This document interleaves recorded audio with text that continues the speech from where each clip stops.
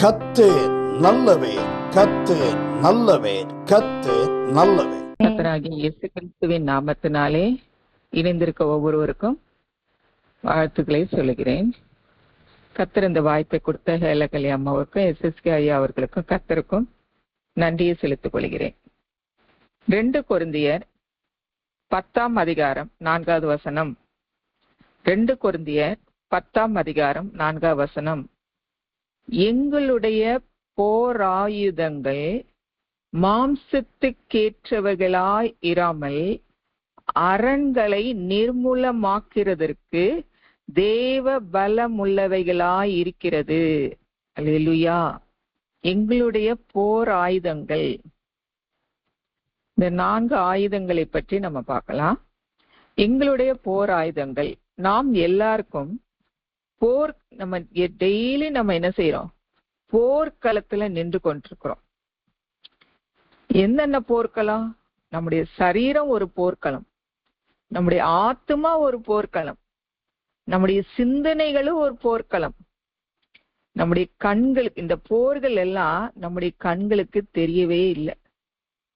இந்த போர்கள்லாம் நம்ம கண்ணுக்கு தெரியவில்லை. இப்ப நம்முடைய சரீரத்துல போர்க்கரனா நோய் கிருமிகள் வந்து விடுது. அது ரத்தத்துல என்ன செய்யுது? ரத்தத்தில் உள்ள வெள்ளை அணுக்கள் நோய் கிருமிகளோட என்ன செய்து போராடுகிறது.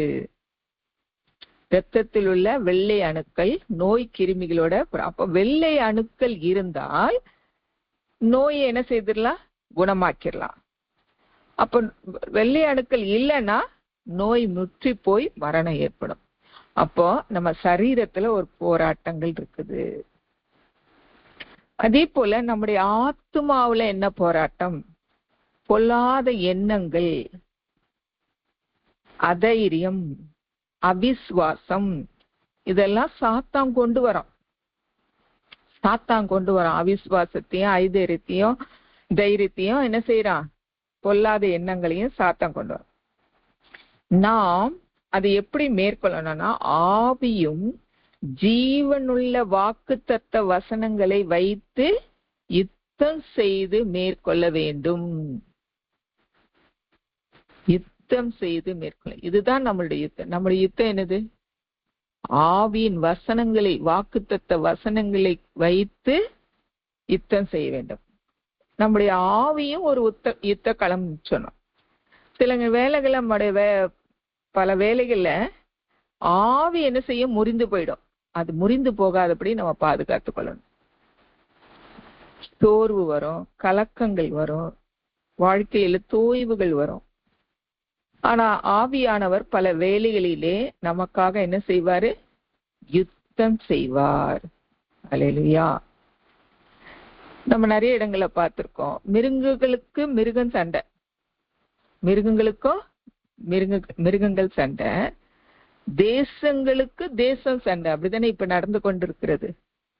ஒவ்வொரு நாளும் உலகம் 660 கோடி ரூபாய் யுத்தத்துக்கே என்ன செய்யுது? கோடி கணக்குல தேசம் செலவு பண்ணிட்டு இருக்கு.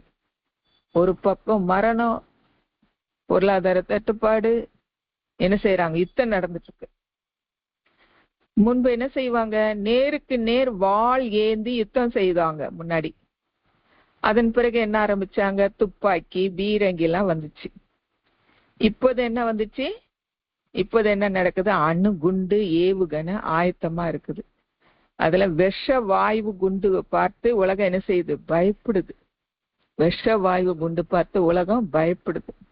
இப்போ AI மூலமாக நிறைய டெக்னாலஜி வந்து என்ன செய்யறாங்க? எப்போ என்ன நடக்குதுன்றது தெரியாத அளவுக்கு யுத்தம் போயிட்டு. ஆனா நமக்கு போராட்டம் உண்டு. எதுல போராட்டம் உண்டு? எபேசியர் 6ஆம் அதிகாரம் 12வது வசனத்துல நம்ம படிக்கிறோம்.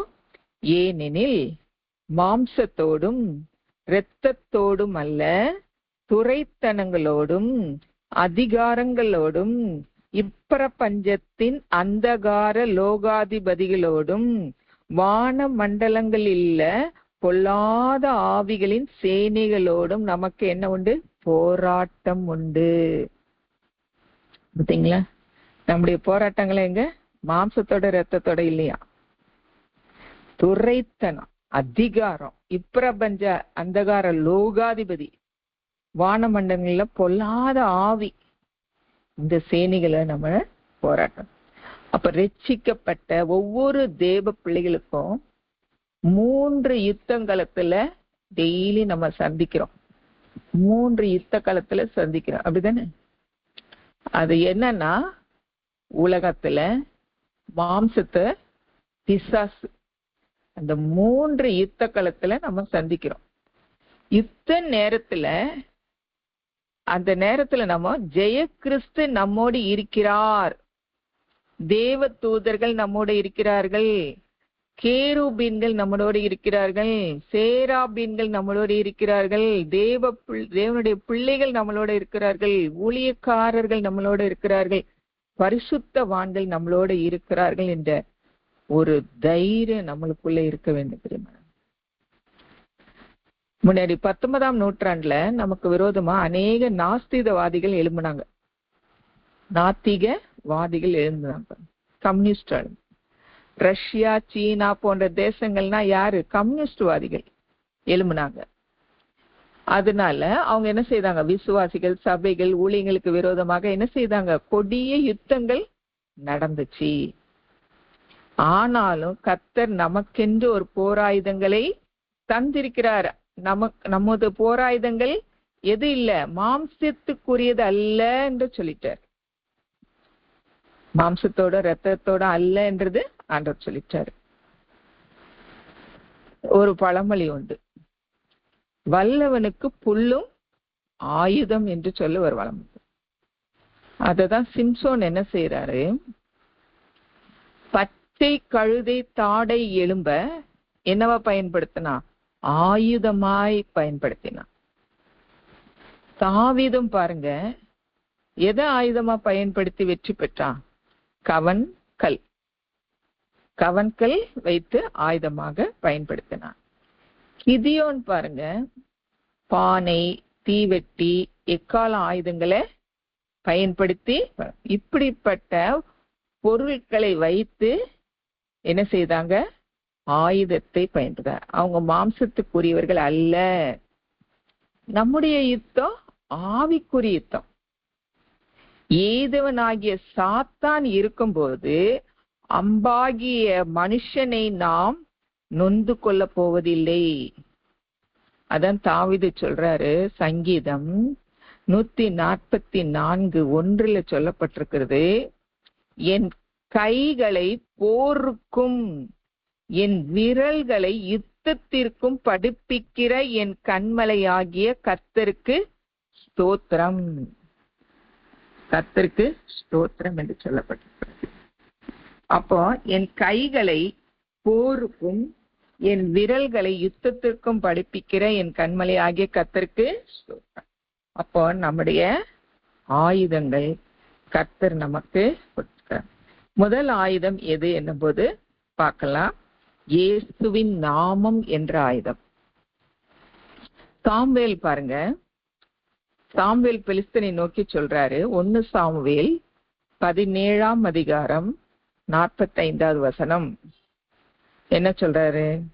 நீ பட்டயத்தோடும் ஈட்டியோடும் கேடகத்தோடும் என்னிடத்தில் வருகிறாய், நானோ நீ நிந்தித்த இஸ்ரவேலுடைய இராணுவங்களின் தேவனாகிய சேனைகளுடைய கர்த்தரின் நாமத்திலே உன்னிடத்தில் வருகிறேன். அப்போ இயேசுவின் நாமத்துல வருறேன்னு சொல்றாரு. தாவீது தற்காப்பு ஆயுதமாகவும் எதிரிகளை வீழ்த்த ஆயுதமாகவும் கர்த்தருடைய நாமத்தை பயன்படுத்துறார். கர்த்தருடைய நாமத்தோட அவர் என்ன இருக்குது? அவருடைய கர்த்தருடைய பிரசன்னம் இருக்குது, பலன் இருக்கு, வல்லமை இணைந்திருக்கிறது. அல்லேலூயா. அவருடைய நாமத்துல பிரசன்னம் இருக்குது, பலன் இருக்கு, வல்லமை இருக்குது. அதான் தாவீது சொல்றாரு, கர்த்தரை நான் எப்போதும் எனக்கு முன்பாக வைத்திருக்கிறபடியினால் நான் அசைக்கப்படுவதில்லை என்றார். அல்லேலூயா. நம்மளும் ஒவ்வொரு நாளும் பிரியமானவர்களே கர்த்தரை அவரை எப்போதும் நமக்கு முன்பாக வச்சுக்கணும். நம்ம என்ன செய்யறோம்? அவரை வைக்காம நம்முடைய போராட்டங்களையும் வேதனைகளையும் சஞ்சலத்தையும் தான் நம்ம என்ன செய்யறோம்? வைத்துக் கொள்கிறோம்.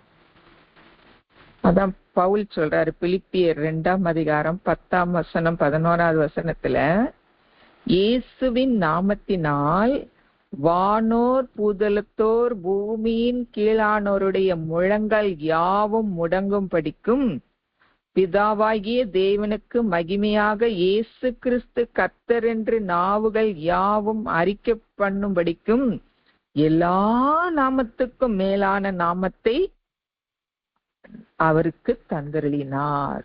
அல்லேலூயா. எல்லா நாமத்துக்கும் மேலான நாமம் இயேசுவின் நாமம். இயேசுவின் நாமமே அல்லாமல் வேறே நாமம் இந்த உலகத்துல இல்லை. பிரியமானவர்களே, உலகத்துல உள்ள எந்த தளபதி நாமத்தை விடவும் சேனாதிபதி நாமத்தை விட யாருடைய நாமம் பெரிது? இயேசுவின் நாமம் பெரிது. இயேசுவின் நாமம் இணையில்லா நாமம், இன்ப நாமம், இனிதான நாமம். பாடல்களே பாடுகிறோம். அதான் சங்கீதம் 46:11 சொல்லப்பட்டது. சேனைகளின் கர்த்தர் நம்மோடு இருக்கிறார், யாக்கோபின் தேவன் நமக்கு உயர்ந்த அடைக்கலமானவர். அல்லேலூயா. சேனைகளின் கர்த்தர் நம்முடைய வெறும் கர்த்தர் இல்ல, சேனைகளின் கர்த்தர்.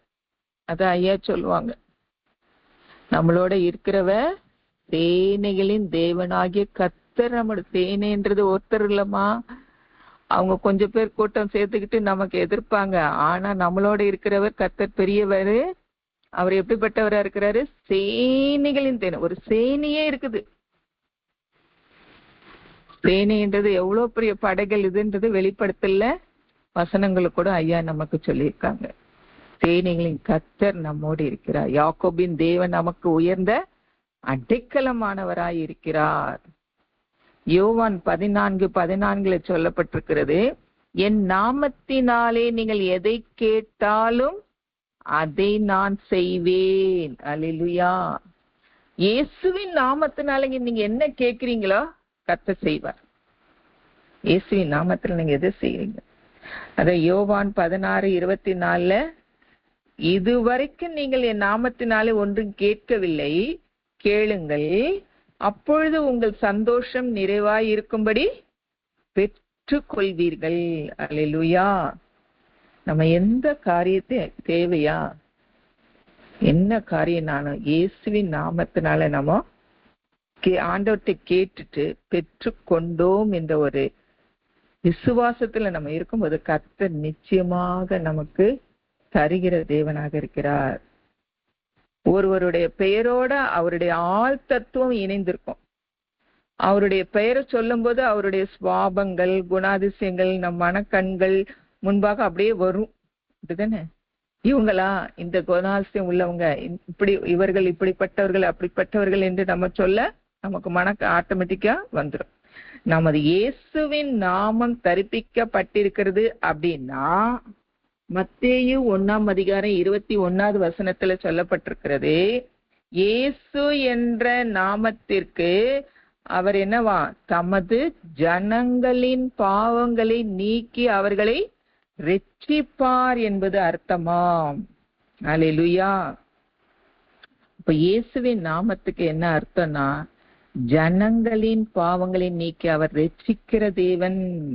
இயேசு என்றால் ரட்சிக்கிறவர், ரட்சிக்கிறவர், பொல்லாத பிசாசின் கையிலிருந்து ரட்சிக்கிறவர், பாதாளத்திலிருந்து நித்திய அக்னி கடலில் இருந்து நம்மை ரட்சிக்கிறவர், சாபங்களில் இருந்தும் நோய்களில் இருந்தும் பாடுகளில் இருந்தும் நம்மை ரட்சிக்கிற தேவனாய் இருக்கிறார். அல்லேலூயா. இதான் ஏசாயா தீர்க்கதரிசி ஆண்டவராய் இயேசு கிறிஸ்துவை பற்றி ஏசாயா தீர்க்கதரிசனத்திலே வந்துடுச்சு. பழைய ஏற்பாட்டிலே ஆண்டவர் இயேசுவை பற்றி வந்துச்சு. 9:6 ஆண்டவருக்கு 5 பெயர்கள் உண்டு. எல்லாருக்கும் தெரிஞ்சதுதான். என்னது? ஒன்று அதிசயமானவர், ஆலோசனை கர்த்தர், வல்லமையுள்ள தேவன், நித்திய பிதா, சமாதான பிரபு. அல்லேலூயா.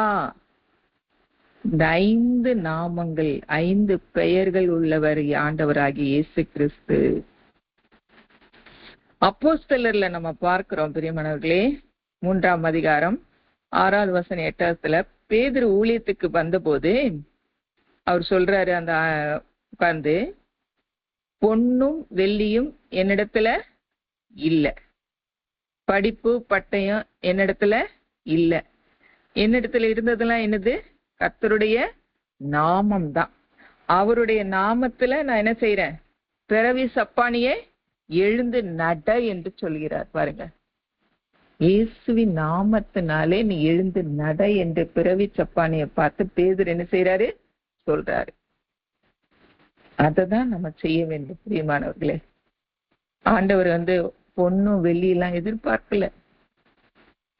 படிப்பு, அந்தஸ்து, இவ்வளவு படிச்சிருக்கிய அதெல்லாம் இல்ல. எந்த காரியத்தை இயேசுவின், எந்த நம்ம சரீரத்தை இயேசுவின் நாமத்தினாலே ஓடிப்போ என்று சொல்லும் போது கர்த்தர் அதுல அற்புதங்களை செய்ய வல்லவராயிருக்கிறார். அப்போஸ்தலர் 3ஆம் அதிகாரம் 16வது வசனத்துல படிக்கிறோம், அவருடைய நாமத்தை பற்றும் விசுவாசத்தினாலே அவருடைய நாமமே நீங்கள் பார்த்து அறிந்திருக்கிற இவனை பலப்படுத்தினது. அவரால் உண்டாகிய விசுவாசமே உங்கள் எல்லாருக்கும் முன்பாக இந்த சர்வாங்க சுகத்தை இவனுக்கு கொடுத்தது. அப்போ அவருடைய நாமத்தை பற்றும் விசுவாசம் நம்ம பலப்படுத்துகிறதா இருக்கிறது பிரியமானவர்களே.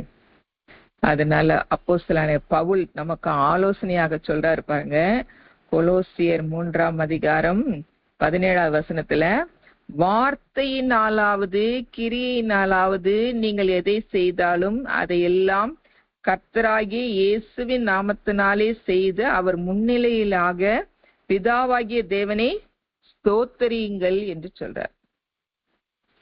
வார்த்தை மூலமா சொல்ல இயேசுவின் நாமத்தினாலே, கிரியினாலும் சொல்லலாம் இயேசுவின் நாமத்தினாலே என்று அவர் துதித்து அவரை ஸ்தோத்திரிக்கும் போது கர்த்தராங்க அவருடைய அற்புதங்களை காண செய்கிற தேவனாயிருக்கிறார். அப்ப கர்த்தருடைய நாமம் என்கிற பலத்த ஆயுதத்தை நம்ம எப்போது எடுத்துக்கொண்டவர்களாய் இருக்கணும், தரித்தவர்களாக இருக்க வேண்டும். மார்க் 16:17 வசனத்துல, என் நாமத்தினாலே என்ன செய்வீர்கள்? பிசாசுகளை துரத்துவீர்கள். கர்த்தர் வாக்கு கொடுத்திருக்கிறார்ல. அப்ப இயேசுவின் நாமத்தினாலே நம்ம பிசாசுகளை துரத்தும் போது, இயேசுவின் நாமத்தினாலே நமக்கு ஜெயம் கொடுக்கிற தேவனுக்கு ஸ்தோத்திரம், வெற்றி சிறக்க பண்ணுகிற தேவனுக்கு ஸ்தோத்திரம் என்று நம்ம ஆண்டவரை மகிமைப்படுத்துகிறவர்களாய் இருப்போம். முதல் ஆயுதம் இயேசுவினுடைய ஆயுதம். 2வது ஆயுதம் எது என்றால், எபேசியர் 6ஆம் அதிகாரம் 17வது வசனத்துல, வேத வசனமாகிய ஆவியின் பட்டயத்தை நம்ம எடுத்துக்கொள்ளுங்கள். வேத வசனமாகிய ஆவியின் பட்டயம். வேத வசனம் ஆவியின் பட்டயம். ஆவியும், வேத வசனம் எப்படிப்பட்டது? ஆவியும் ஜீவனும் உள்ளதா இருக்குது. எதிராளிகளை தாக்கி நொறுக்க சம்மட்டி அவைகளை அந்தகார வல்லமையை முறியடிக்கிறது. அல்லேலூயா. அந்தகார வல்லமையை முறியடிக்குது. அதான் அப்போஸ்தலர் 20ஆம் அதிகாரம் 29ஆம் வசனத்துல அப்போஸ்தலர் பவுல் சொல், நான் போன பின்பு மனிதனை தப்ப விடாத கொடிய ஓநாய்கள் உங்களுக்குள்ளே வரும். அது சொல்லிட்டு சபையார பார்த்து சொல்றாரு, அப்போஸ்தலர் 20:32, தேவனுக்கும் அவருடைய கிருபை உள்ள வசனத்துக்கும் ஒப்பு கொடுத்தார். அப்ப கிருபை உள்ள வசனமே என்னது? ஆவியின் பட்டயம். கிருபை உள்ள வசனம் ஒரு ஆவியின் பட்டயம். இந்த ஜீவ வசனத்தை பிடித்து கொண்டுதான் பிலிப்பியர் 2ஆம் அதிகாரம் 14வது வசனத்துல சொல்லப்பட்டிருக்குது. இந்த ஜீவ வசனத்தை பிடித்து கொண்டு நாம எப்படி இருப்போம்? உலகத்திலே சுடர்களை போல பிரகாசியுங்கள்.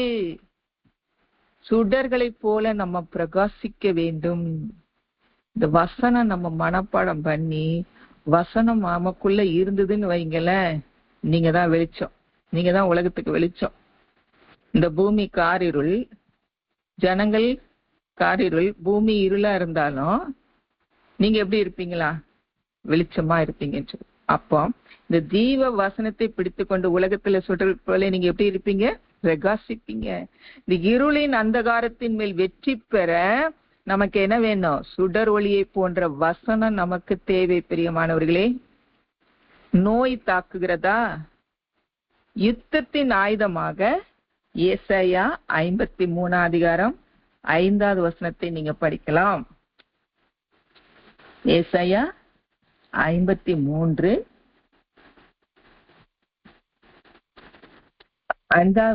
நம்ம படிக்கும்போது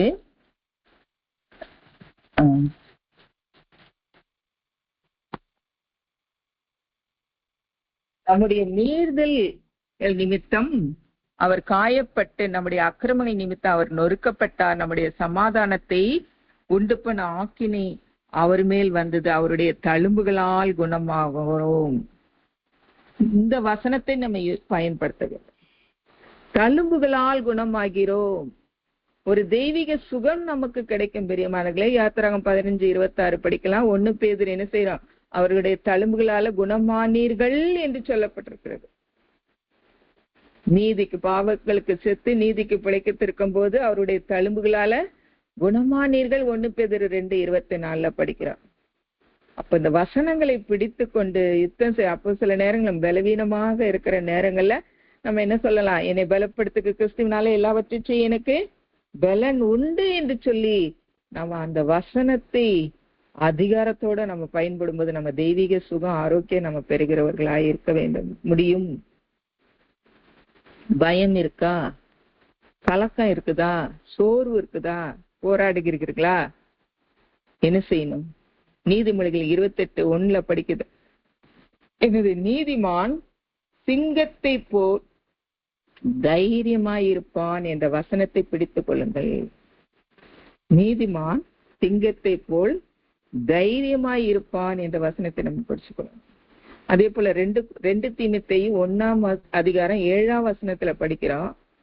தேவன் நமக்கு பயமுள்ள ஆவியை கொடாமல் பலமும் அன்பும் தெளிந்த புத்தியும் உள்ள ஆவியையே கொடுத்திருக்கிறார். இந்த வசனங்களை நம்ம பயன்படுத்த வேண்டும். இந்த வசனங்களை நம்ம பயன்படுத்தி மேற்கொள்ளுகிறவர்களாய் இருக்க வேண்டும்.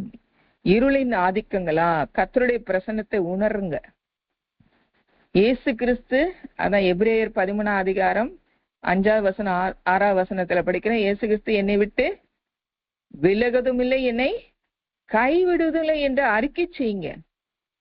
அப்படியே நம்ம அப்படியே இருள் அப்படியே சூழ்ந்து இருக்கும்போது இயேசு என்னோட கூட இருக்கிறார், அவர் என்னை விட்டு விலகல, என்னோட கூட இருக்கிறார், என்னோட கூட இருக்கிறார் என்று நம்ம சொல்லிக்கிட்டே இருந்தா அந்த இருள் எப்படி போகுதுன்னே சொல்ல முடியாது. பிரியமானவர்களே,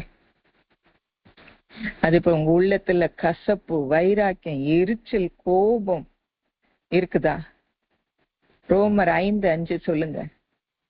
அதுல என்ன வசனம் சொல்லுங்க? பரிசுத்த ஆவியினாலே தேவனுடைய அன்பு உங்களுடைய இருதயத்தில் ஊற்றப்பட்டிருக்கணும். தேவனுடைய அன்பு உங்களுடைய ஊற்றப்பட்டா நம்ம இருக்கிற அந்த கசப்பு எல்லாமே போய்விடும். கர்த்தர் என்னோட கூட இருக்கிறார், அவர் செய்வார், அவர் பார்த்துக்கொள்வார், என்னை தனியா விடல, அவர் என்னோட கூட இருக்கிறார். என்ன போராட்டங்கனாலும் அவர் என்னோட கூட இருக்கிறார், அவர் ஜெயிப்பார் என்று நம்ம அவரோட பேசிக்கிட்டு உறவாடிக்கிட்டே இருந்தோம் என்றால் நிச்சயமாகவே நம்ம ஜெயிக்கிறவர்களா இருக்கோம். சாபங்களா? சாபங்கள் கலாத்தியர் 3:13 சொல்லப்பட்டிருக்கிற மரத்திலே தூக்கப்பட்ட எவனும் சபிக்கப்பட்டவன் என்று எழுதியிருக்கிறபடி கிறிஸ்து நமக்காக சாபமாகி நியாயப்பிரமாணத்தின் சாபத்திற்கு நம்மை நீங்களாக்கி மீட்டு கொண்டார். அவரே சாபமாக்கி நம்மளை என்ன செய்தாரு? மீட்டு கொண்டார். பிரியமானவர்களே, உபாகமம் 23:5 நம்ம படிக்கிறோம். என்ன வசனம்? உன் தேவனாய கர்த்தர் பீலேயாமுக்கு செவி கொடுக்க சித்தம் இல்லாமல் உன் தேவனாய கர்த்தர் உன்மேல் அன்பு கூர்ந்தபடியால் உன் தேவனாய கர்த்தர் அந்த சாபத்தை எப்படி மாற பண்ணினார்? உனக்கு ஆசீர்வாதமாக மாற பண்ணினார். அல்லேலூயா. அப்ப நம்ம மேல கர்த்தர் அன்பு கூர்ந்தபடினால சாபமான காரியங்கள் வந்தாலும் கர்த்தர் நமக்கு என்ன செய்யறாரு? உனக்கு ஆசீர்வாதமாக மாற்ற பண்ணினார். அல்லேலூயா. அதே போல வெளிப்படுத்தல் 22ஆம் அதிகாரம் 3வது வசனத்துல பாக்குறோம், இனி ஒரு சாபம் இராது, தேவனும் ஆட்டுக்குட்டியானவரும் இருக்கிற சிங்காசனம் அதில் இருக்கும், இனி ஒரு சாபம் இராது என்று சொல்லப்பட்டது. சாபம், குடும்ப சாபங்கள் இருக்குதா? தேவனிடத்துல வாங்க, ஆலயத்துல வாங்க, வசனத்தை கேளுங்க, வசனத்தை படிங்க, வசனத்தோட சொல்லி உறவாடுங்க, தேவனோட உறவாடுங்க. இருக்கும்போது கர்த்தர் அந்த சாபத்தை ஆசீர்வாதமாக மாற்றுகிற தேவனாய் இருக்கிறார். அடுத்தது, பில்லி சூனியங்களாக கஷ்டப்பட்டிருக்கீங்களா? இந்த வசனத்தை பயன்படுத்துங்க. என்னாகமம் 23:3 யாக்கோபுக்கு விரோதமான வந்தரவாதம் இல்லை, இஸ்ரவேலுக்கு விரோதமான குறி சொல்லுதலும் இல்லை என்று சொல்றார். சரிங்களா? பில்லி உங்களுக்கு என்ன, உங்களுக்கு விரோதமா செய்யணும் வச்சிருக்காங்களா? உங்களுக்கு விரோதமா பில்லி சூனியம் வச்சிருக்காங்களா? இந்த வசனத்தை சொல்லுங்க. கர்த்தர் ஏசப்பா, நீங்க சொல்லிருக்கீங்க, யாக்கோபுக்கு விரோதமாக மந்திரவாதம் இல்லை, இஸ்ரவேலுக்கு விரோதமாக குறி சொல்வது இல்லை என்று சொல்லிருக்கீங்களே ஆண்டவரே, நீங்க இந்த கிரிகளை மாற்றி போட வல்லவராயிருக்கிறீர். அதே போல இன்னொரு வசனமா இருக்குது, ஏசாயா 54:17 சொல்லப்பட்டிருக்குது, உனக்கு விரோதமாக எழுந்தும் எந்த ஆயுதமும் வாய்க்காதே போம் என்று சொல்லுகிறார். அல்லேலூயா. உனக்கு விரோதமாக எழும்பும் எந்த ஆயுதம் வாய்க்காதே போம். பிரியமானவர்களே, எந்த ஆயுதம் வாய்க்காதே போம்.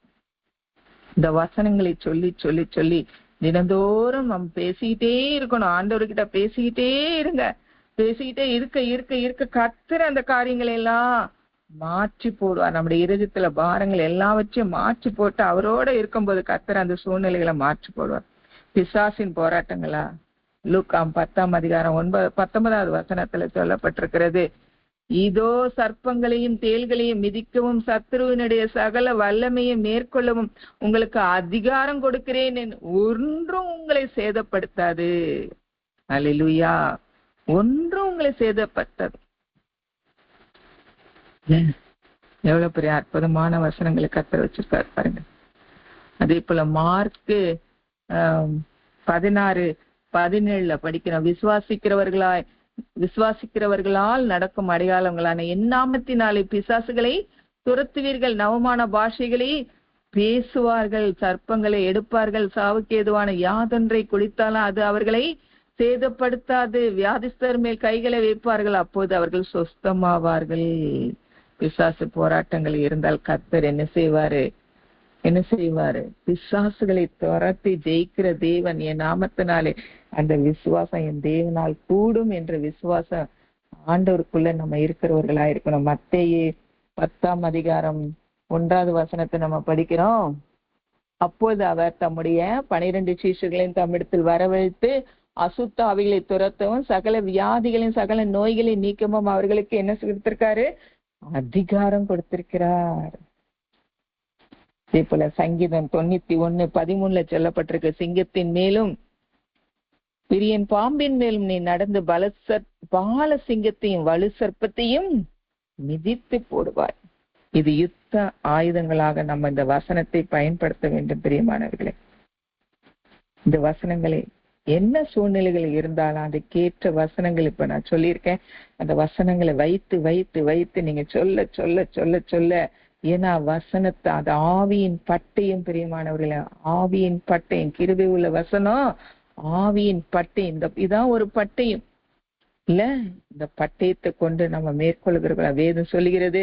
சங்கீதம் 138:2 சொல்லப்ப உலகம் சகல பிரஸ்தாபத்தை பார்க்கிலும் உம்முடைய வார்த்தையை நீர் மகிமைப்படுத்தி இருக்கிறீர். உமது சகல பிரஸ்தாபத்தை பார்க்கிலும் உமது வார்த்தையை நீர் மகிமைப்படுத்திருக்கிறீர் என்று சொல்றாங்க. வேத வசனமான எந்த பட்டயத்திலும் கூர்மையான பட்டயம். எபிரேயர் 4ஆம் அதிகாரம் 12வது வசனத்துல சொல்லப்பட்டிருக்கிறது, கூர்மையான பட்டயம், இருபுறம் கருக்குள்ள பட்டயம். எபேசியர் 6:17 சொல்லப்பட்டிருக்கிறது, அதுவே ஆவியின் பட்டயம். வேத வசனங்களும் விசுவாச வார்த்தைகளும் எப்போதும் உங்க நாவிலே இருக்கணும். பிரியமானவர்களே, அவிசுவாசமான வார்த்தை வரக்கூடாது, நெகட்டிவ் வார்த்தை வரவே கூடாது. விசுவாசமான வார்த்தைகள் எப்பொழுதும் உங்க நாவிலே இருக்கணும். அது நம்ம சூழ்நிலைகள் மாறுதலா இருந்தாலும் நம்ம எதிர்க்க இப்படிப்பட்ட சூழ்நிலை நான் எப்படி தவிர்த்தேன், இப்படிப்பட்ட சூழ்நிலை நான் எப்படி மேற்கொள்ள, இந்த சூழ்நிலைகள் எப்போ மாறும் என்று கலக்கத்தோட இருக்கிறீங்களா? வேத வசன விசுவாச வார்த்தைகளை உங்க வாயில போட்டுக்கிட்டே இருங்க பிரியமானவர்களே. கொலோசியர் 3:16 சொல்லப்பட்டிருக்கு, கிறிஸ்துவின் வசனம் உங்களுக்குள்ளே சகல ஞானத்தோடும் பரிபூரணமாக வாசமாய் இருப்பதாக. எப்போதும் வாசமா இருக்கணும், பரிபூரணமாக வாசமா இருக்கணும், சகல ஞானத்தோடும் உங்களுக்குள்ள இருக்க வேண்டும் என்று சொல்லப்பட்டிருக்கு பிரியமானவர்களே. இல்ல அதுதான் அதான் ருமானிய தேசத்தை ரஷ்யர்கள் பிடிப்பதற்கு முன்பு ஆவியானவர் என்ன செய்யறாங்க, அநேக தேவனுடைய பிள்ளைகள் மூலமாக எச்சரிக்கிறாங்க. எந்தெந்த விசுவாசிகள் தேவ வசனங்கள் மனப்பாடம் செய்து அந்த ஆவியின் பட்டயத்தை எடுத்துக்கொண்டார்களோ அவர்கள் எல்லாரும் யுத்தத்துல என்ன செய்யப்பட்டாங்க, ஜெயித்தாங்க. யுத்தத்துல ஜெயித்தாங்க. அப்ப இந்த வசனத்தை கொண்டு நம்ம போராடுறவங்க எல்லாரும் ஜெயித்தாங்க. இப்ப வேத வசனங்களை நம்ம என்ன செய்ய வேண்டும், மனப்பாடம் செய்து பயன்படுத்தணும், விசுவாச அறிக்கை செய்யணும். சத்துருவின் போராட்டத்தை போராட நேரங்கள்ல, வியாதி வேலையில யுத்த ஆயுதமாக பயன்படுத்தணும். அதான் எரேமியா 20:9 சொல்லப்பட்டிருக்கிறது, கர்த்தருடைய வார்த்தை என் எலும்புகளில் அடைப்பட்டு எரிகிற அக்கினை போல் என் இருதயத்தில் இருந்துதான். எவ்வளவு பெரிய அப்புறம் பாருங்க, அவருடைய வார்த்தை எப்படி இருக்குதான், எலும்புகளுக்குள்ள அடைப்படுத்தான் பாருங்க. அந்த எலும்புன்றது என்னது, நம்ம ஆட்டு எலும்பு என்ன செய்வோம், அந்த முட்டை எலும்பு இது பண்ணி அதுல அந்த இதெல்லாம் அந்த உள்ள போறதான் பாருங்க. அந்த மாதிரி நம்முடைய எலும்புக்கு உள்ள போய் நமக்கு புஷ்டி பண்ணுதான் பாருங்க. எரிகிற அக்னி போல் என் இருதயத்தில் இருந்தது என்று சொல்றார். முதலாவது ஒரு போராயுதத்தை பார்த்தோம், இயேசுவின் நாமம். இரண்டாவது ஒரு போராயுதம் என்ன ஆயுதம், தேவ வசனம். மூன்றாவது ஒரு போராயுதம் கண்ணீரின் ஜெபம். கண்ணீரின் ஜெபம். ஓசியா 12:3 4 பாக்குறோம், தன் பலத்தினால் தேவனோடு போராடினான், அவன் தூதனானவரோடே போராடி மேற்கொண்டான், அழுது தேவனை நோக்கி கெஞ்சினான். அழுது தேவனை நோக்கி கெஞ்சினான் பாருங்க. இப்படிதான் நம்ம கூட அப்ப தேவன் நமக்கு வைத்திருக்கும் பல வகையான ஆயுதங்களில் தியானித்து நம்ம பார்க்கணும். முதலாவது ஆயுதம் கர்த்தரின் நாமம் சொன்னோம். இரண்டாவது ஆயுதம் ஆவியின் பட்டயமாகிய தேவ வசனம். மூன்றாவது ஆயுதம் கண்ணீரின் ஜெபம். நம் கர்த்தர் ஜெபத்தை கேட்கிறவர்கள் மட்டும் இல்ல, ஜெபத்திற்கு பதில் அளிக்கிறவரும் கூட. கண்ணீரின் ஜெபம் அவருடைய உள்ளத்தை உருக்குமா பாருங்க. தேவ தூதர்களை கீழே கொண்டு வந்துரும், அவர் கீழே அனுப்பிடுவாராம் ஆண்டவர். பொதுவாவே நம்ம பெற்ற பிள்ளைகள் அழுதுச்சுன்னா என்ன செய்வோம், சரி அழுதுகிட்டு இருக்காங்களேன்னு சொல்லி நம்ம கூட்டிட்டு போய் ஏதாவது போய் வாங்கிடுவோம். நம்ம பேர பிள்ளைகள்லாம் என்ன செய்வோம், இது வேணும்னு சொல்லி சில நேரம் அடம் பிடிச்சிச்சுன்னா சரி வா கடையில போய் அப்படி நம்ம உலக தாய் தப்பனுமார் பேரண்ட்ஸே நம்ம அப்படி இருக்கும்போது நம்ம அப்பா ஏசப்பா எப்படி இருப்பார், நம்ம அழுது கெஞ்சி கேட்டனா நிச்சயமா அவருடைய உள்ளம் உருகி உடனே என்ன செய்திருவாரு, அழுகையின் ஜெபத்துக்கு அவ்வளோ ஒரு பலன் கொடுக்கறதா இருக்குப்பார். கண்ணீரோட விதைக்கிறவன் கெம்பித்தோர் அறுக்கிறான் என்று சொல்லப்பட்டிருக்குது இல்ல. யாக்கோபு தன்னுடைய சகோதரனுக்கு பயந்து மிகவும் வியாகுலப்பட்டு யாபோக்கு என்ற ஆற்றின் கரையிலே கண்ணீரோட ஊக்கமா ஜெபித்தார். அந்த ஜெபம் சகோதரனை என்ன செய்துச்சு, சமாதானத்தோட சந்திக்க உதவி செய்துச்சு. எந்த காரியத்தோட இருக்கிறீங்க, உங்களுக்கு பிரச்சனையா, போராட்டமா, அநேகர் உங்களுக்கு விரோதமாக எழுந்து வருகிறார்களா, மந்திரவாதங்களா, புள்ளி சுனிங்களா, ஜெபிங்க, கண்ணீரோட ஜெபிங்க. அப்படிதான் ஒரு ஊழியக்காரங்க பாருங்க, ஒரு ஊழியக்காரர் என்ன செய்யறாரு, அவருக்கு போதுமான படிப்பறிவு இல்லை, அவருக்கு தெரிஞ்சது அந்த கண்ணீரின் ஜெபம் தான், அந்த அனுபவம் தான் அவருக்கு. ஆனா அவர் நடத்துற கூட்டங்கள்ல தெய்வீக அன்பு கரை புரண்டு ஓடும். ஆத்துமாக்கள் குவிந்து கொண்டே இருப்பார்கள். பார்த்தீங்களா? ஆண்டவர் என்ன செய்யறாரு? அபிஷேகத்தை ஊற்றிருக்கிறாரு. அங்க இந்த கண்ணீர் ஜெபத்துக்கு ஆத்துமாக்களை கொண்டு வந்திருக்கிறாரு. அங்க அற்புதங்கள், தெய்வீக அன்பு அங்க ஊற்றப்பட்டிருக்கிறது. இல்ல, கண்ணீரோட விதைக்கிறவர்கள் கெம்பீரத்தோட அறுப்பார்கள். அதான் சங்கீதம் 126:5-6 சொல்லப்பட்டிருக்கிறது. அள்ளி தூவும் விதையை சுமக்கிறவன் அழுது கொண்டு போகிறான். அள்ளி தூவும் விதையை சுமக்கிறவன் அழுது கொண்டே போகிறான். ஆனாலும் தான் அறுத்த அரிகளை சுமந்து கொண்டு கெம்பீரத்தோட திரும்பி வருவான். அல்லேலூயா! எவ்வளவு பெரிய அந்த வார்த்தை பாருங்க. கண்ணீரின் விதைகளை தேவ சமூகத்தில் ஊற்றி விடுங்க. கண்ணீரின் ஆயுதத்தை பயன்படுத்துங்க. கண்ணீர் துளிகள் விதை போல விழுந்து கொண்டே இருக்கட்டும். ஒவ்வொரு கண்ணீருக்கும் இல்ல, உங்க கண்கள்லாம் அவருடைய துருத்தில் அல்லவோ வைக்கப்பட்டிருக்குதுன்னு சொல்லப்பட்டிருக்கு. பார்த்தீங்களா? சில நேரம் நீங்க அழுவீங்க உட்கார்ந்து. அந்த அழுகைக்கு நிச்சயமாக பலன் உண்டு. நிச்சயமாக பலன் உண்டு. 1 கொரிந்தியர் 15 42 43 மரித்தோரின் உயிர்த்தெழுதலும் அப்படியே இருக்கும். அழிவுள்ளதாய் விதைக்கப்படும், அழிவில்லாததாய் எழுந்திருக்கும். மரித்தோரின் உயிர்த்தெழுதல். இப்ப யாராவது மரண வீட்டுக்கு நம்ம போயிருந்தோம்னா அந்த கல்ற தோட்டத்துல இந்த வசனம் சொல்லுவாங்க. அழிவுள்ளதாய் விதைக்கப்படும், அழிவில்லாததாய் எழுந்திருக்கும். கனவீனம் உள்ளதாய் விதைக்கப்படும், மகிமை உள்ளதாய் எழுந்திருக்கும். பலவீனம் உள்ளதாய் விதைக்கப்படும், பலம் உள்ளதாய் எழுந்திருக்கப்படும். அல்லேலூயா! இதுதான் நம்ம சில நேரங்கள்ல பல காரியங்களை மறித்து போயிருவோம். கர்த்தருடைய வசனத்தை சொல்லி சொல்லி சொல்லி கர்த்தர் மறுபடியும் நம்மளை என்ன செய்வார்? உயிர்த்தெழுதின் வல்லமை ஊற்றி உயிர்ப்பிக்கிற தேவனாயிருக்கிறார். நம்முடைய காரியங்கள் அவ்வளவுதான், முடிஞ்சிருச்சு, அழிஞ்சு போச்சு, இவ்வளவுதான் என் வாழ்க்கை அப்படின்னு நினைக்கும் போது கர்த்தர் என்ன செய்யறாரு? அழிவில்லாததாய் நமக்கு எழுந்திருக்கிற தேவனாயிருக்கிறார். கனவீனமாய் விதைக்கப்படும், ஆனா கர்த்தர் மகிமையாய் நம்மளை நடத்துவார்.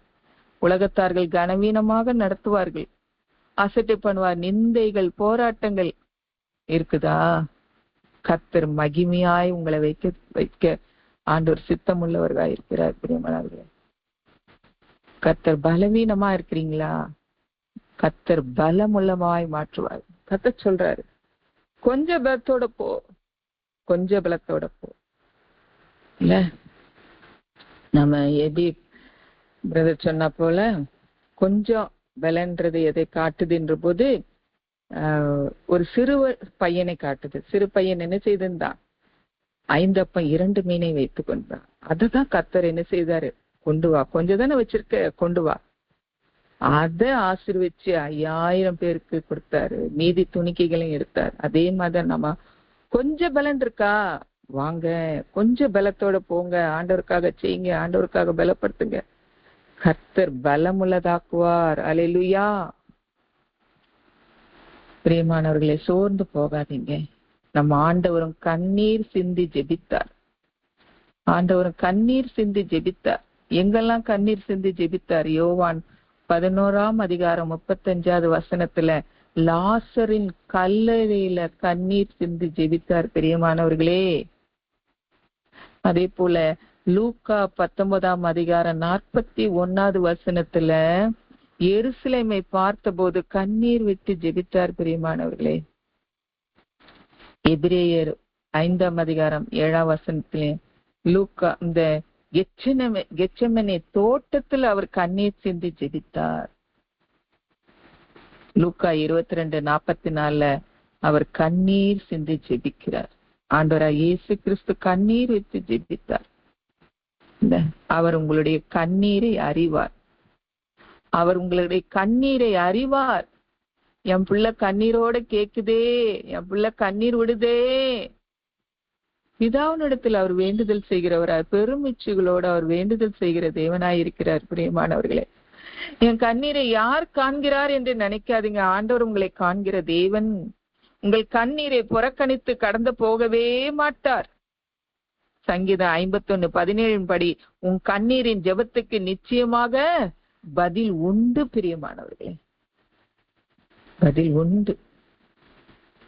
3வது ஆயுதம் கண்ணீரின் ஜெபம்.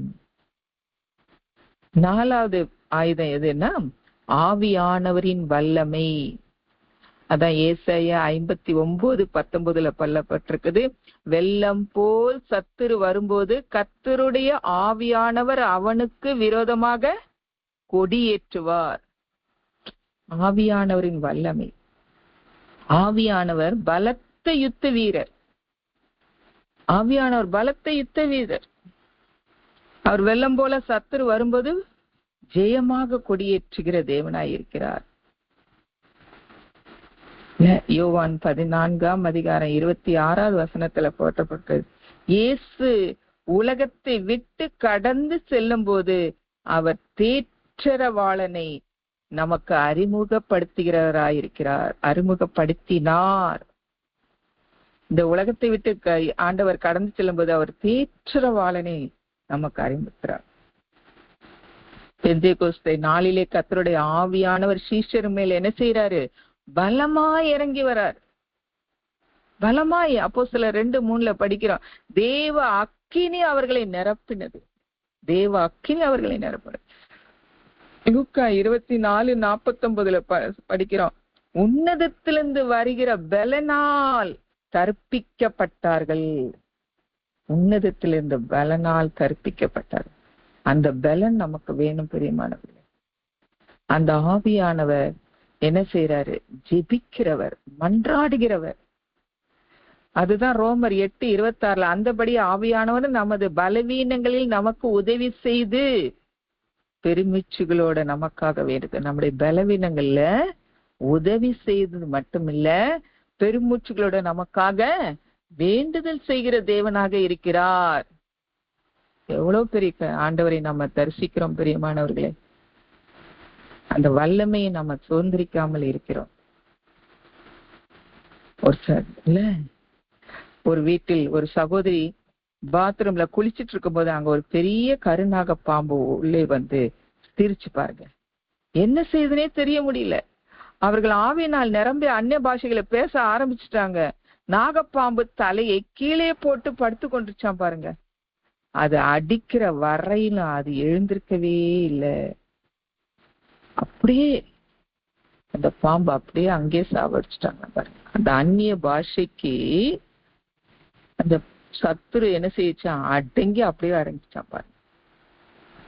அந்த ஆவியானவர், அந்த அப்படி ஆவியானவர் வல்லமை உண்டு பிரியமானவர்களே. அதான் சகரியா 4:6 சொல்லப்பட்டிருக்கிறது. பலத்தினாலும் அல்ல, பராக்கிரமத்தினாலும் அல்ல, என்னுடைய ஆவியினாலே ஆகும் என்று சேனைகளின் கர்த்தர் சொல்லுகிறார். அல்லேலூயா.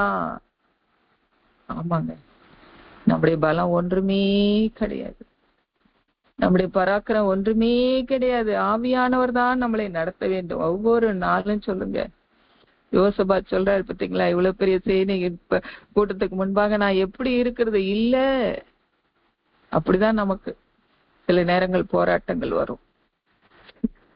பலத்தினாலும் அல்ல, பராக்கிரமத்தின் ஆவியினாலேதான் ஆகும்.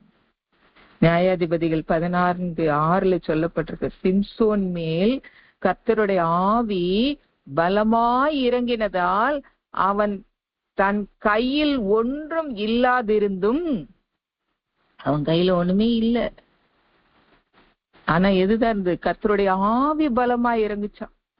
அதை ஒரு ஆட்டுக்குட்டி கிழிக்கிறது போல கிழித்து போட்டாராம் பாருங்க சிங்கத்தை.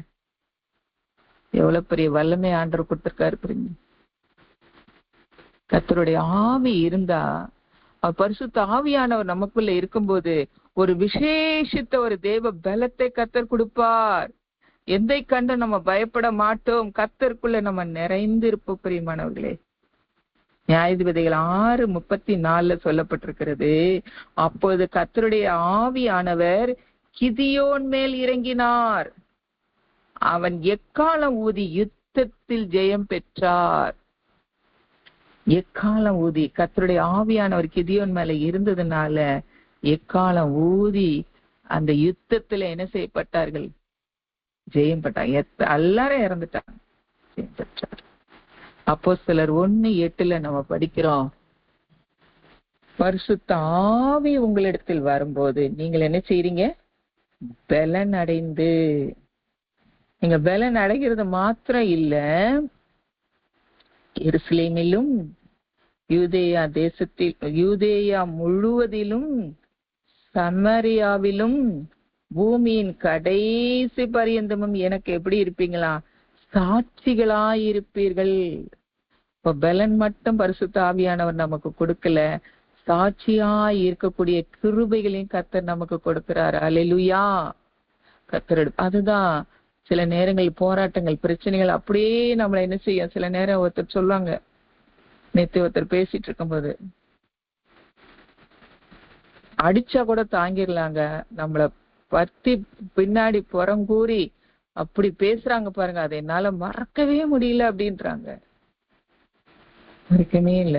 என் கணவர் இறந்து விட்ட போதிலும் அவர் இறந்தது கூட எனக்கு பெருசா தெரியல, இவங்க பேசுற பேச்சுதான் எனக்கு முன்னாடி வருதுன்றாங்க. இப்படிதான் பிசாசு எல்லாத்தையும் நம்ம கொண்டு வருவான். அப்படி வர நேரங்கள்ல நம்ம அபிஷேகத்துல நிரம்புகிறவர்களா இருக்கணும். அதுதான் நமக்கு வராது. அபிஷேகம் இப்படி சொல்லிட்டாங்களே, இப்படி சொல்லிட்டாங்களே, இதுதான் பிசாசு கொண்டு வருவான். இப்படி செய்தாங்க, இப்படி செய்தாங்க, இப்படி செய்தாங்க, இப்படி பண்ணிட்டாங்க, இப்படி பண்ணிட்டாங்க, இப்படி பேசிட்டாங்களே, இதுதான் பிசாசு கொண்டு வருவான். இத அப்பாலே போ பிசாசு என்று பிசாசுக்கு இடம் கொடுக்காதபடி நம்ம ஆவியில அபிஷேகத்துல நிரம்பும் போது இந்த பிசாசின் கிரிகள்லாம் அழிக்கப்பட்டு போகும். பிரியமானவர்களே, யுத்த களத்தில் போர் வீரர்களுக்கு முன்பாக கொடி பிடித்து சேனை தலைவன் நடந்து போவது போல யார் நமக்கு முன்பாக செல்கிறார்? ஆவியானவர் நமக்கு முன்பாக செல்கிறார். அவரே யுத்தத்தில் ஜெய கொடியானவர். அவரே யெகோவா நிசி. அவரே யெகோவா நிசியாயிருக்கிறார், வெற்றியின் தேவனாக இருக்கிறார். 2 கொரிந்தியர் 3:17 சொல்லப்பட்டிருக்கிறது, ஆவியானவர் விடுதலையின் ஆவியானவர் என்று அழைக்கப்படுகிறார். ஆவியான விடுதலை. அப்ப கர்த்தருடைய ஆவி எங்க இருக்கிறையோ அங்க என்ன உண்டு? விடுதலை உண்டு. அல்லேலூயா. பரிசுத்த ஆவியானவர் உண்மையாக நம்ம மேல ஊற்றப்படும் போது நமக்கு என்ன கிடைக்குது? விடுதலை கிடைக்குது. பிரியமானவர்களே, விடுதலை கிடைக்கிறது. பயத்தோட கலக்கத்தோட இருக்கும்போது பயம் நமக்கு என்ன செய்யக்கூடாது? வரவே கூடாது. பயம் எங்க போய் விட்டுரும்? அக்கினி கடல்ல கொண்டு விட்டுரும். அதான் 2 தீமோத்தேயு 1:7 நம்ம படிக்கிறோம்ல, தேவன் நமக்கு பயமுள்ள ஆவியை கொடாமல் பலமும் அன்பும் தெளிந்த புத்தியும் உள்ள ஆவியை கொடுத்திருக்கிறார். இதுதான் நமக்கு. பயத்தை மட்டும் பயப்படாதே, நான் உன்னோட கூட இருக்கிறேன் என்று சொல்றாரு ஆண்டவர். ஆனாலும் நமக்கு என்ன வந்துடுது? சில நேரங்கள்ல பயம் வந்துருது. ஒரு ரூம்ல இருந்து இன்னொரு ரூம் போறதுக்கு பயம் வந்துருது. ராத்திரியில வெளியில போறதுக்கு பயம் வந்துருது. சேனிங் கர்த்தர் நம்மளோட இருக்கிறார் என்ற ஒரு தைரியம் நமக்குள்ள இல்ல. புதிய அபிஷேகத்தால் நிரம்பி ஆவியின் பட்டயத்தை எடுத்து கொள்ளுங்கள். பிரியமானவர்களே, தைரியமாய் முன்னேறி செல்லுங்கள். யுத்தம் யாருடையது? யுத்தம் நீங்க செய்யல. யுத்தம் யாருடையது? நீங்கள் சும்மா இருப்பீர்கள், யுத்தம் செய்கிறவர் நான் என்றுதானே சொல்றாரு ஆண்டவரு. யுத்தம் கர்த்தருடையது. யுத்தம் கர்த்தருடையது. ஜெயம் நம்முடையது. தோல்வி சாத்தானுடையது. ஜெயம் நம்முடையது. அதான் நமக்கு ஜெயம் கொடுக்கிற தேவனுக்கு ஸ்தோத்திரம்.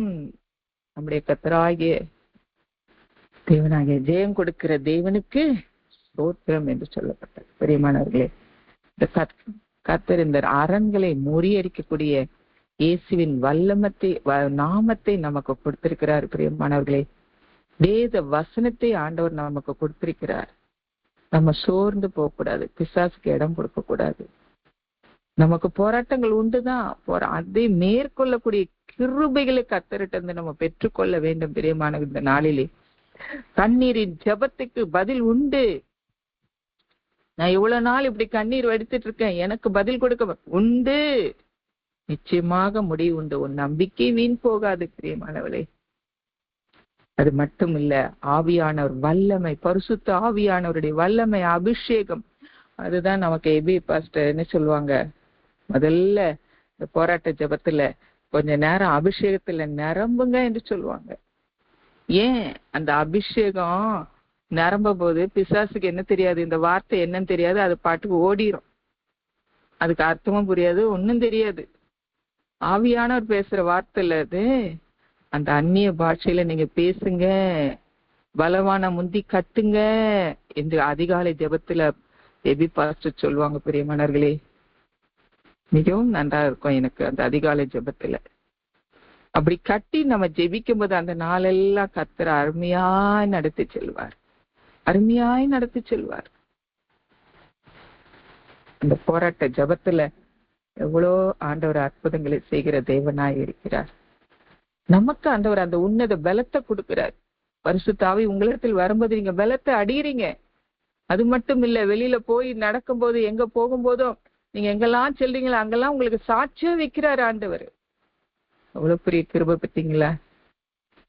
நம்மளோடு கூட இருக்கிறார். பயப்படாதே, திகையாதே, கலங்காதே, நான் உன் தேவன், உன் இருதயம் கலங்காது இருப்பதாக என்று ஆண்டவர் சொல்றார். பிரியமானவர்களே, சோர்ந்து போகாதீங்க, சோர்ந்து போகாதீங்க. ஜெயம் உங்களுடையது, தோல்வி சாத்தானுடையது. நீங்க தான் ஜெயிப்பீங்க. ஆட்டுக்குட்டி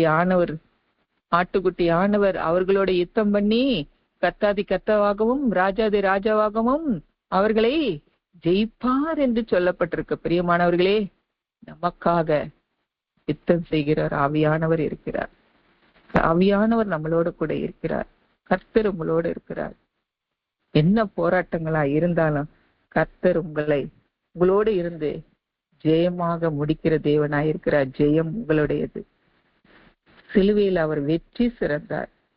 அந்த தேவனை நம்ம தொழுது கொள்ளும்போது நம்மளும் வெற்றி சிறக்கிறவர்களாய் நம்ம இருப்போம். பிரியமனை, ஜெயம் கொள்ளுகிற தேவனுக்கு ஸ்தோத்திரம் உண்டாவதாக என்று இந்த வார்த்தைகளை முடிக்கிறேன். ஏசப்பா, உமக்கு ஸ்தோத்திரிக்கிறோம்.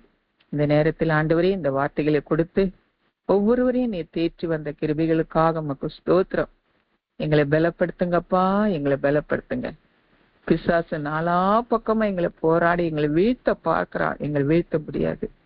ஆண்டவரே, ஆவியின் பட்டயத்தை நாங்கள் எடுத்துக்கொண்டு சுடர் வீசுகிறவர்களாய், எல்லா இடங்களும் பிரகாசிக்கிறவர்களாய் நாங்கள் காணப்பட எங்களை நீங்க பலப்படுத்த வேண்டுமா கெஞ்சிக்கிறோம்ப்பா. ஆண்டவரே, நாங்கள் எப்போதும் உமக்குள்ள ஜீவிக்க, மோட உறவாட, உமக்குள்ள ஜீவிக்க, அபிஷேகத்துல நிரம்பி இருக்க எங்களுக்கு கிருபை தாங்கப்பா, எங்களுக்கு கிருபை தாங்கப்பா. நாங்க மாம்சத்துல சோர்ந்து போகாதபடி எங்களோடு கூட ஆவியினால வழி நடத்த போகிற பாதைகளுக்காக உமக்கு ஸ்தோத்திரம். எல்லாவற்றையும் கரத்துல ஒப்பு கொடுக்கிறோம். ஆசீர்வாதம் வந்திருக்கிற ஒவ்வொருவரையும் ஆண்டவரே நீர் ஆசீர்வதித்து நடத்துங்கப்பா. உமக்கு ஸ்தோத்திரம் அப்பா, உமக்கு ஸ்தோத்திரம். எல்லா துதியை நம்ம நீரே எடுத்துக்கொள்ளும். இயேசுவின் திருப்பாதம் வேண்டிக் கொள்கிறோம் பிதாவே, ஆமென். ஆமென். தேங்க்யூமா.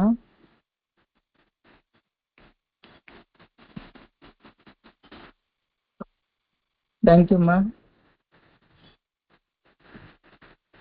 ஹல்லேலூயா. உமக்கு ஸ்தோத்திரம், ஸ்தோத்திரம். எல்லாரும் சேர்ந்து சொல்லுவோமா?